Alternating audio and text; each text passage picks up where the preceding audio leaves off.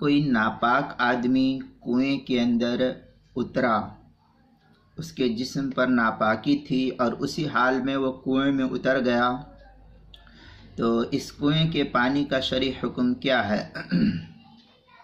جواب: ایسا شخص کہ جس کے اعضاء بدن پر، جسم پر کوئی ایسی نجاست لگی ہوئی ہو، مثلا اس نے ڈھیلے سے استنجا کر رکھا ہو، اور اسی صورت میں وہ شخص کنویں کے اندر اتر گیا۔ اب کنویں کے اندر اترنے کی کیا وجوہات ہے، اس کی بحث یہاں نہیں۔ کنویں کے اندر اتر جائے تو شرعی حکم اس سلسلے میں یہ ہے کہ اس کی وجہ سے پورا پانی ناپاک ہو جائے گا۔ جو کنویں کے اندر جتنا پانی ہے وہ سب کا سب ناپاک ہو جائے گا، اور اس صورت میں سب پانی کا نکالنا ضروری ہوگا۔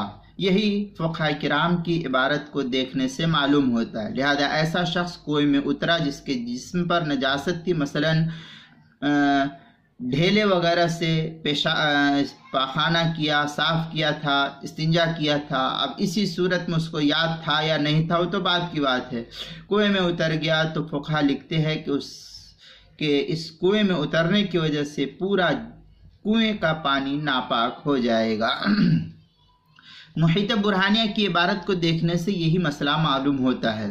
چنانچہ محیط برہانیہ میں ہے وَكَذَلِكَ لَوْ دَخَلَ فِي الْبِئْرِ جَنْبٍ أَوْ مُحْدِثٍ لِطَلْبِ الدَّلْوِ وَعَلَى أَعْضَائِهِ نِجَاسَةٌ بِأَنَّ لم يكن مستنجيا او كان مستنجيا بالحجر ينزح جميع الماء، اس کے تحت جو ہے عبارت نقل کیا محیط برہانیہ کی پہلی جلد صفحہ 255 پر، در مختار زکریا بک ڈیپو دیوبند کا چھپا ہوا نسخہ، اس کی پہلی جلد 354 صفحے پر، کتاب المسائل کی پہلی جلد صفحہ 132 پر بھی اس کو نقل کیا گیا ہے۔